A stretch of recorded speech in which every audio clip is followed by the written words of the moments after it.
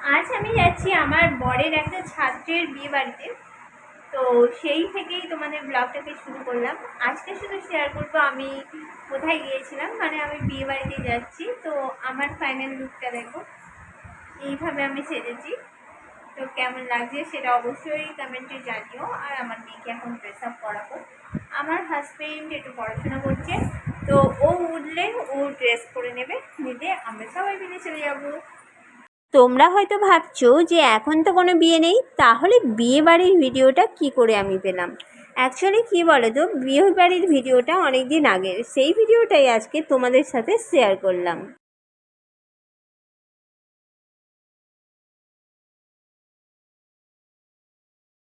তো ফাইনালি আমার মেয়েও রেডি হয়ে গেছে, আর আমার হাজব্যান্ডও রেডি হয়ে গেছে। চলো আমার হাজব্যান্ডকে একটু তোমাদের দেখাই। এই আমার হাজব্যান্ডও রেডি হয়ে গেছে। তো আমরা সবাই চলে যাচ্ছি বিয়ে বাড়িতে।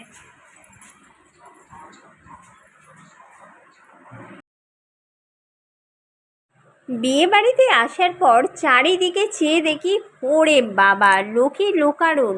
মানে আমাদের আসার আগেই সবাই চলে এসছে। আমরা বিয়ে বাড়িতে আসতে আসতে একটু দেরি হয়ে গেছিলো, কারণ আমার বড় ক্লাস ছিল, তো ক্লাসটা কমপ্লিট করে তবে বিয়ে বাড়িতে এসছি।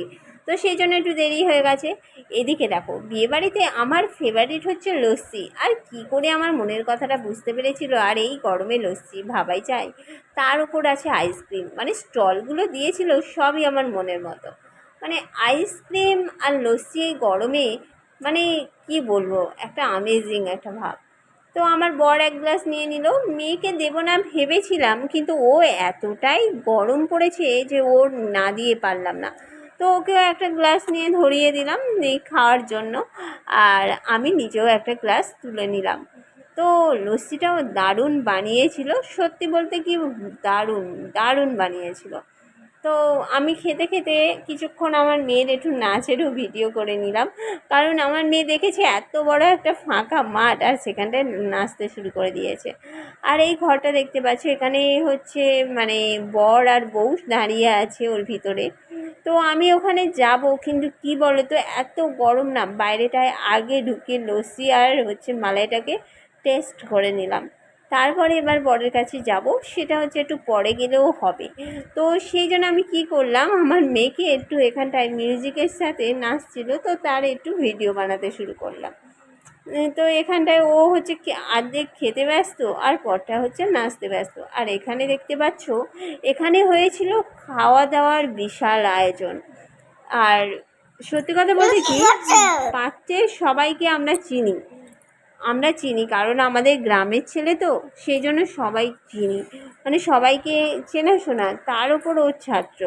আর সত্যি কথা বলতে কি, যে ছেলেটির বিয়ে ছিল সে ভীষণ ভালো ছেলে, মাইন্ডটা খুব ভালো। তো এখানটায় দেখতে পাচ্ছ, এখানটা হচ্ছে ওই যে দূরে দেখতে পাচ্ছ, ওখানে হচ্ছে বর আর বউ দাঁড়িয়ে আছে। আর ওখানটায় নিয়ে গেলাম না, মানে এখান থেকে কি বলো তো, এখান থেকে যা দেখা যাচ্ছে তাই তোমাদের দেখালাম। আর অতটা দূরে নিয়ে গেলাম না এই জন্য, কারণ আমার মেয়েকে পুরো অস্থির করে দিচ্ছিলো, দেখতে পাচ্ছ ছুটে ছুটে বেড়াচ্ছে আর ওর বাবা ধরে ধরে নিয়ে আসছে।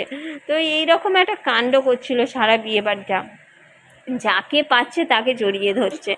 আর কি করা যাবে, বাচ্চা মানুষ, যেটা করবে সেটা মেনে নিতে হবে।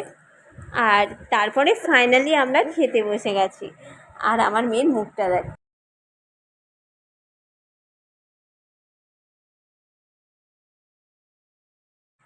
মেয়ের জন্য আর আলাদা করে পাতা নিলাম না, ভাবলাম মেয়েকে তো আমিই খাওয়াবো, তাহলে বেকার আলাদা করে পাতা নিয়ে আর কী হবে। ওর বাবাও নিল না। তো যেখানটায় আমাদের প্লেট পড়ে গেছে, আর সামনে দেখতে পাচ্ছ যে দুজন বসেছে, ওই দুজন হচ্ছে কনে যাত্রীর লোক, মানে আমরা ছিলাম বর যাত্রীর লোক। আর এটা দেখতে পাচ্ছ, এটা তো মেনু কার্ড। আমার বর দেখছে কি কি খাওয়াবে মানে আমার বর যেটাই যায় একটু খাওয়ার শখ বটে, তো সেই জন্য দেখে নিচ্ছে মেনুতে কি কি আছে। আর এদিকে থালা বাটি গ্লাস সব পড়ে গেছিলো। আর আমার মেয়ে উৎপাত করতে তো শুরু করে দিয়েছিল। যে যতই বলুক আমি এই করতে চাই সেই করতে চাই, অ্যাকচুয়ালি কিন্তু বিয়েবাড়িতে মানুষ না খেতে যায়, তো সেটাই হচ্ছে আসল ম্যাটার। তো আমিও সেটা গেছিলাম, আর আমার বর হচ্ছে মানে খাদ্য রসিক মানুষ বলা যায়। আমিও কম যাই না, আমিও খেতে খুব ভালোবাসি, সেই জন্য আমি দেখি যে কী কী আইটেম বানানো, কী খাওয়ালো, সেটা হচ্ছে আমি আগে দেখে শুনে সেই বিয়েবাড়িগুলোই যাই, মানে অ্যাটেন্ড করি আর কি। আর চলে এসেছিলো লেবু, তারপরে চলে এসেছিলো ডিমের চপ, তারপরেই চলে এসেছিলো স্যালাড, মানে ডিমের চপ দিয়ে স্যালাড দিয়ে আর হচ্ছে কাসুন্দি দিয়ে খেতে খুব ভালো লাগছিলো। তো সেগুলো আমরা খাওয়া দাওয়ার পরে তারপরেই চলে এলো পাতে মানে মুগ ডাল, আর ডালটা হচ্ছে ভেজ ডাল। তো ভেজ ডাল হিসাবে আমার ডালটা বলবো না খারাপ লেগেছে, খুবই ভালো লেগেছে। আর সঙ্গে যদি ঝুরি আলু ভাজা থাকে তো কোনো কথা হবে না, সত্যিই অসাধারণ, বাঙালির সেরা খাবার আমার মনে হয়েছে। একটু লেবু চিপে দেখবে, খেতে খুব ভালো লাগে। তারপরে চলে এসেছিলো ফ্রাইড রাইস, মাংস কষা, আর হ্যাঁ, মাছের ভিডিওটা আমি করতে পারিনি, তখন খেতে এতটা মজবুত হয়ে গেছিলো, মাছের পিসটা ছিল খুব ভালো। তারপরে কি বলে তো, মাংস দিয়ে ফ্রাইড রাইস খেতে খুব ভালো লেগেছিলো, এই জন্য মাংসটা খুব ভালো হয়েছিল।